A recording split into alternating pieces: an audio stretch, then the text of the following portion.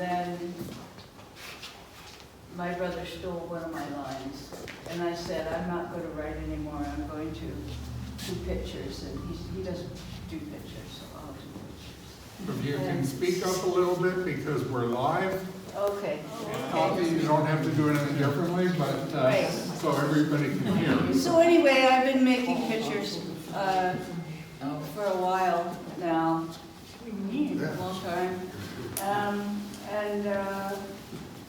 The pictures, I went to OCA, and I was so happy to get in. And I studied mostly sculpture there. I love sculpture. I mean, it's all the same thing, isn't it? Curving clay. It's so sexy, and painting sexy, and everything sexy. And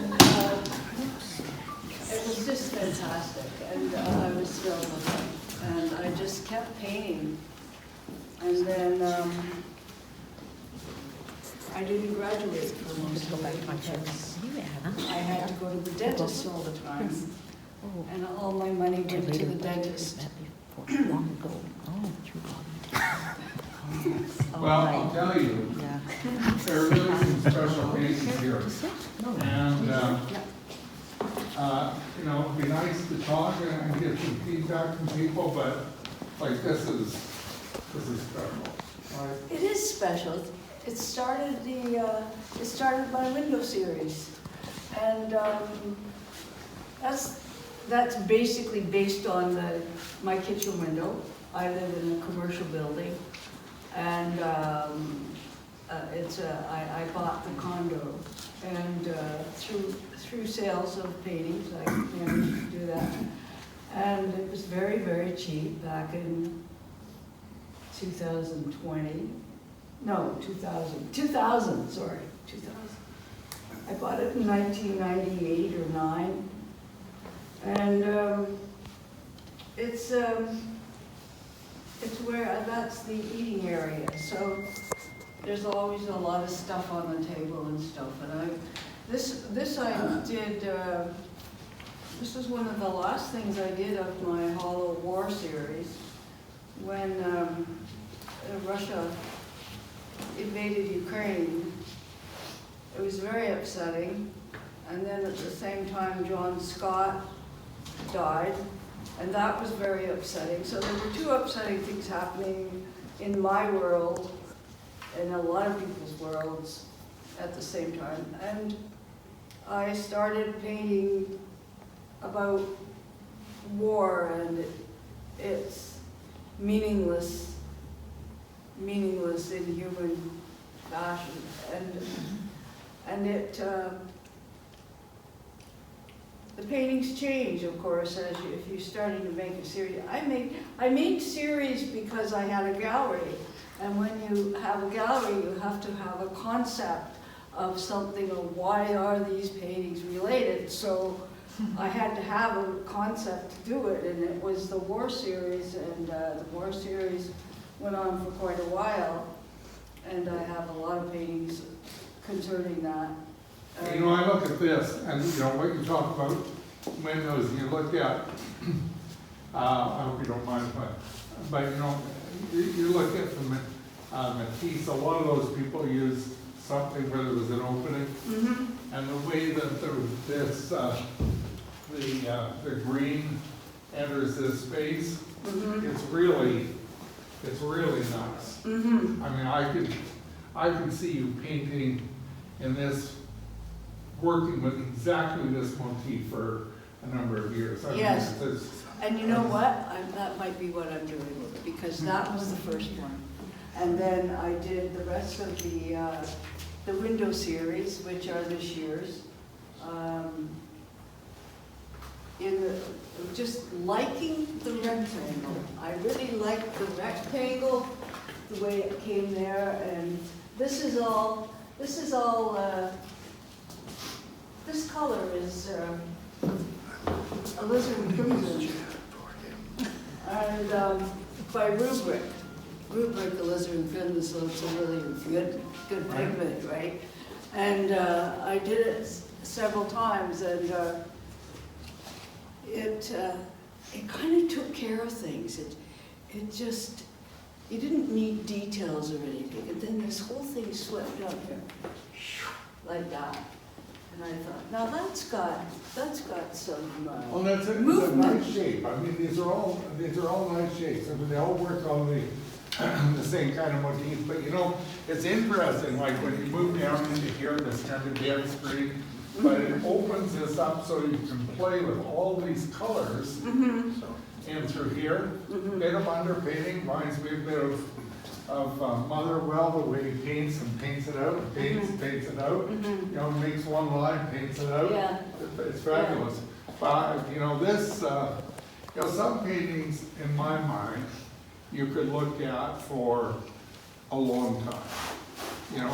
And this painting, in my mind, is one of those paintings that you could, you know, it's gonna take you a long time for a viewer to take in what you've done here, right? I mean, you know, you're wearing stripes today. Well, you earned your stripes by doing this one. Thank you. I do consider that a special one. Yeah. And I had that showing somewhere in the studio while I was working on the other ones. So I just kind of like, Yeah, see, the other ones, like this here, for example, you don't mind me just walking things. no, this is fine. But you see, this is much more about the drawing. I mean, you've opened the space up tremendously, but the drawing, and with the blue, I mean, also the red, but it's the blue in there kind of, it's interesting how that spatially makes it bounce around, you know? Yeah, Right? yeah. It's not quite as specific for me as that one is, but it's very interesting to look at. Somebody said, yeah, this was their second favorite piece in the show. I mean, you know, I like these with the louvers on the side a bit, and that as well. But you can really see them working as a group, feeding each other back and forth, you know. I have two more blank canvases sitting on the wall saying hi. Yeah. You want to say something? I just wondered, you know, you're a downtown person, Yeah. and you live in this energy. How do traffic jams influence your vision? How does a traffic jam influence your vision? We're looking around here, there's a kind of It makes clutter easier. I think so. You can make a mess on a table and you're just like, it's just straighten it out. I think that's what. You're thinking like if you lived in, let's say you lived in the country where you had a big loft, your paintings might become more serene? Is that what you're? I think these pictures are about living in the city, and maybe Right. about living in this part of the city. Right. In this city, That's true. I see them. Well, it is my But the atmosphere. paintings are always an inner reflection too, right? Yes. I mean, there's an outward side and there's an inner side. And, you know, so once you move on past what we see initially, you know, then you have to start to think, well, where did these come from? And that's the inside. Because, you know, we know that about so many of the artists in the last 50, 100 years, right? Yeah. Yeah. This is an interesting one, Yes. too, to me, because, you know, this is a little bit of Hopper in there. You know, Yes. I kind of It's got a see very simple format. a very simple, It's very simple. yeah, I see it as actually pretty complicated, but in a Yeah. simple way. Yeah. You know, you could be looking out, you could be looking slightly out, but the space in this one is so totally different than in these. It's interesting. Yes. It's also an opening. There's always a place for light, I think. And because there had been some kind of ceasefire, but I'm not following the news so closely that my paintings are about the news. They are simply lead-ins to conflict and explanation of the conflict. The blue suggests lots of different things. I've been working with a critic in New York. Well, I mean, we meet with him every couple of weeks. He wrote about Sandy's work, and he's done 3 reviews of my work, but he's really gotten into this thing about blue and the tranquility of blue. And that's one of the things I see here. I see I see these red hot colors, but I see the tranquility of the blue. And the sky, even if you're a completely non-objective artist, you have to give credence to the fact that different colors, we can't avoid the fact that the sky is blue, the sun is yellow or orange or a variety of things, earth is brown. I mean, plants are green. I mean, that's things we have to live with. In this blue is, although there's destruction around it, there's a possible fire going on, like, the way I'll do it, so that it could be just plain abstract, but there's a destructive thing compositionally, and also the blue is peace, and there's nothing that's going to fall out of that blue and hit you. And there was at one time. See, Maybe the day before. Yeah, I'll tell you a reason it's interesting, because you see, that's where the internal life. See, I view this very much the way I view a Hopper, and Hoppers are typically very quiet paintings. There's a stillness to them, and I see that in this one as well. I mean, I can see now when you're pointing out how you see it subjectively. To my mind, when I looked at this painting, I see it quite tranquil. So, it's interesting. We see, but see. And it is. It is. It is. It is. See, I look totally at this tranquil. one here behind you. It's safe and tranquil. I look at this one here, and I look at what you brought in here, and I look at, the fineness and quietness, and this is quite a tumultuous painting. I mean, wherever it comes from, there's lots of different spaces, that orange and yellow down in here and set into blue. Yes, it was a troublesome painting. It was. Yeah, It was. gave me trouble. Well, they don't always come easy, do they? No, this was a very difficult guy. Yeah. So when you're in the process of painting, like a painting like this, like how long did this painting take you around the block? Well, several times. A lot of times around the block, actually, it changed. It felt too figurative. And I hate it when it's an obvious type of figurative painting. I'm not a figurative painter. And I'm not a figurative thinker or feeler, more about feeling with me than thinking, although they go together. And I stopped when I didn't think I needed to, and I left it. And then I looked at it and I thought, and I didn't look at it for 2 days, and then I came back and said, that's done, it's over.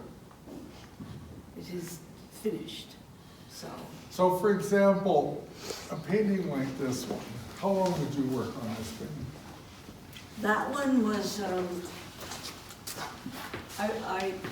I worked very hard on the composition of it, on the angle. The angle was the most important thing, because the angle was everything of that window, of that shape. It's the shape. And the pull down from the top to bring you to the closer to the bottom was the perfect kind of weight to experience and looking at that lighter point at the top right. Just gravitate down. So it's called Still Life with Thought. Because of course, I have a lot of dying plants around me because I'm so bad at them.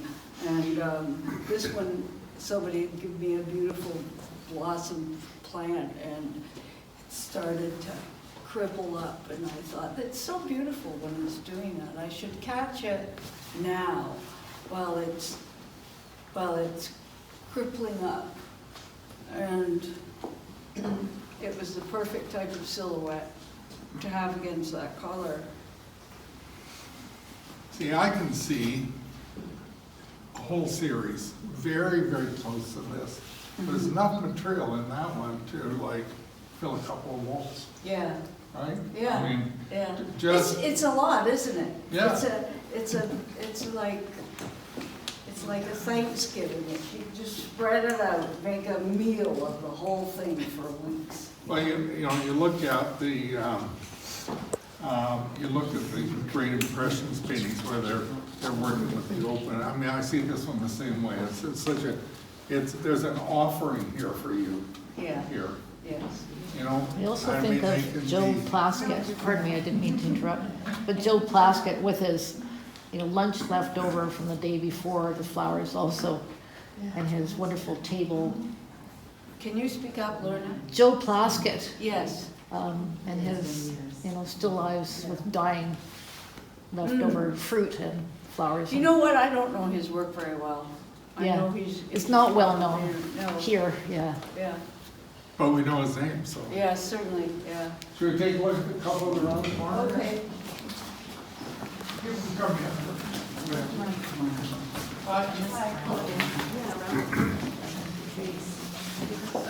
So this one got big billing, Yeah. right? Yeah.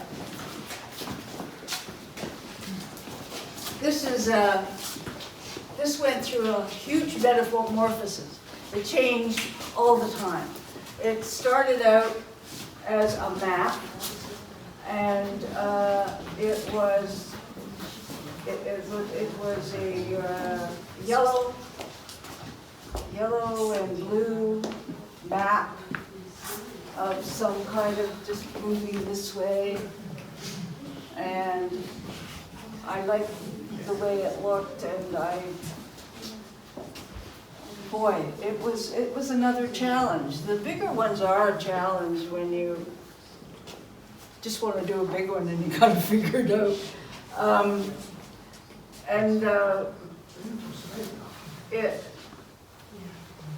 I do love to draw. I don't draw, I draw on paintings. I used to draw all the time, but I love just the arm movement to engulf, put myself in it.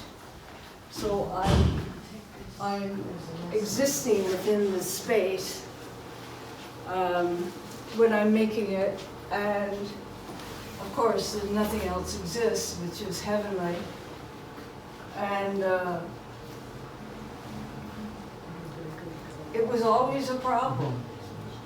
And it was also one of those paintings that asked so many questions of me that I couldn't work on it for very long. I had to just walk away and go, I don't know what this is. I don't know what I'm doing. Oh well, that's good. Something to do tomorrow. And I would look at it tomorrow and say, I still know what I'm doing. Oh well. And I would just go in and work on it. And it really came to its own conclusions. I mean, paintings do come to their own conclusions as long as you recognize them. And they're on their own. You realize they're on their own and they're alive and they're on their own. See, I see this painting as similar to the other piece I'm painting with, offering a lot, like what you're saying. I mean, you look at the drawing, you look at the overpainting of the drawing, you look at this drawing in here, whether or not you meant that as specifically as drawing, but it exists. I like these little marks up here that are somewhat painted out. You know, lines that are painted and touched and repainted become quite interesting. You know, it's interesting the way you see the drawing and the lines in a way are a little bit more obvious in this piece than in some of the other ones, but they all actually contain the same thing. Like if you look at this, and then you go back and you look at these, it's in them as well. But this one, it's very clear with it, where it's, and that really offers a lot to my eye. It's very spatial. Right. You've got lots of room in that painting. Yeah. Well, you've created that. This is a beautiful little piece. A lot of people can't see it there, but it's, this one is quite a different temperament. I mean, the colors are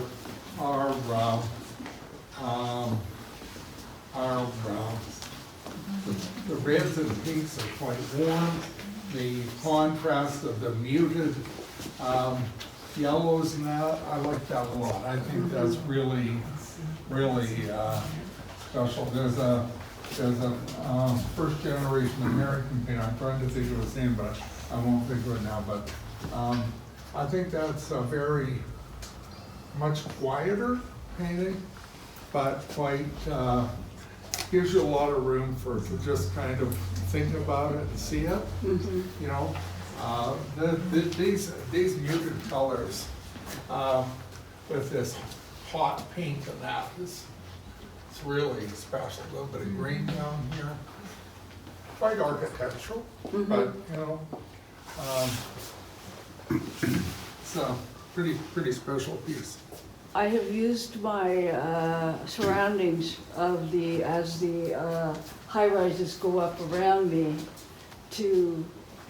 as the formats of how to play with my color. And the color of a series of work that I did was I can't think of the artist. He used Zorn. What was it? Zorn. Zorn.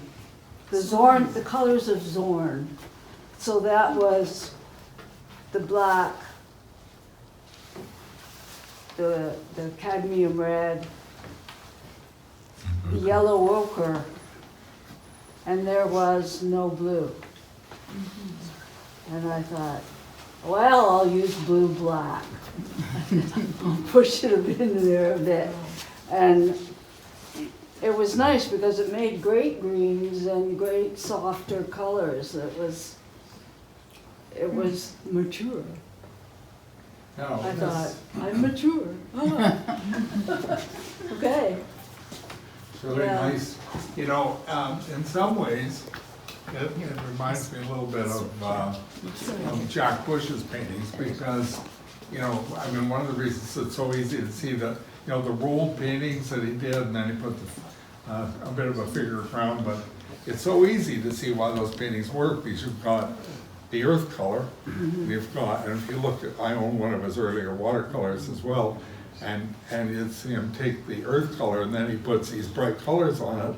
Well, I mean, we have earth, and we have flowers, we have a bit of green, and boom, and you got a Jack Bush.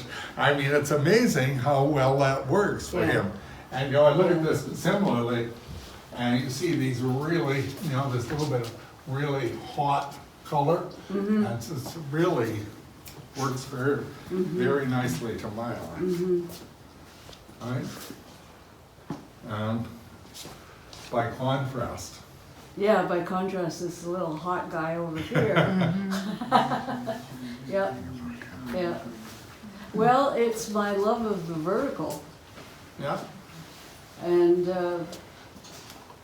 what to do with the vertical. It's actually the beginning of the window. And when you think of the absence of anything going on beside the central area of color. And it was a pleasure. This was a pleasurable painting to paint.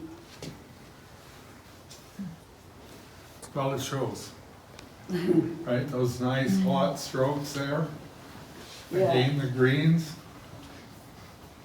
You know, Yeah. yeah, you see these, you know, you see right across, the, you know, these vertical paintings. I mean, there's definitely a message there for you, right? Yes. Yes. Well, you know, it's really nice to see people turn out. People, I'm sure, It's have been wonderful. lots of questions Yeah. about the work. Feel free to ask Kathryn or ask her afterwards, whatever you'd like. But, Since we're looking at Cavalier, Yes. the name, the title, Cavalier. yes. That's it. Cavalier. There's a figured element here, and it was the last thing I did. And it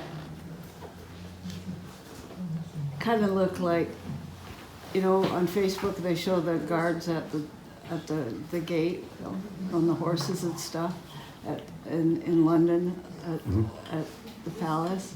And the guards are very austere and just standing there like this. And the stupid people come up and go, "Mee," and all that. And I thought, they do such a good job. And they know what, and that white reminded me of this part of the face with the dip in the hat. So it had a figurative element, but I don't like to say it's a figurative element because it's an abstract, right? Right. But it's a play. Yeah, right. It's a play. It's fun. And I certainly feel better when I do something like that with absolutely no figurative element in it. I feel mature. well, you did a great job of it. And I feel relieved. I have a question, Yes. because there are many points of tension in this talk, and this talk is fantastic, by the way. The call and response back and forth is very revealing. You said earlier, if I heard correctly, that your brother stole words from you, and you were so upset, you decided to leave language Yeah. and go into painting. And then later on, what I understood is that you have a problem with language, and you decided to enter into the space of the pre-linguistic world, not using words themselves. If you could expound on that, that would be great. If not, I Yes, understand. and then the words came back because I loved the titles. And the titles and the painting had to be joined by me. It was another poem that had to have the right wording, like a poem that a poem is an abstract, is an abstract feeling using words. And I thought the paintings are abstract feelings using words when you label them, or using paint when you paint them. It is abstract. It is always a poem that exists within the life of itself, I think. Yeah. Thank you. Yes. Thank Thanks you. for sharing. Thank you. Thank you. Thank you. Wow, this is exciting. I didn't expect me to fall over. It's really myself. great to hear you talk about and put a different dimension to the work, you know, and to see where you're going with it. And so nice to see people show up and pay their respects as they should. Yes. Thank you, man. Thanks a lot. Thanks a lot. Thank you. Thank you, everybody. Thank you, everybody.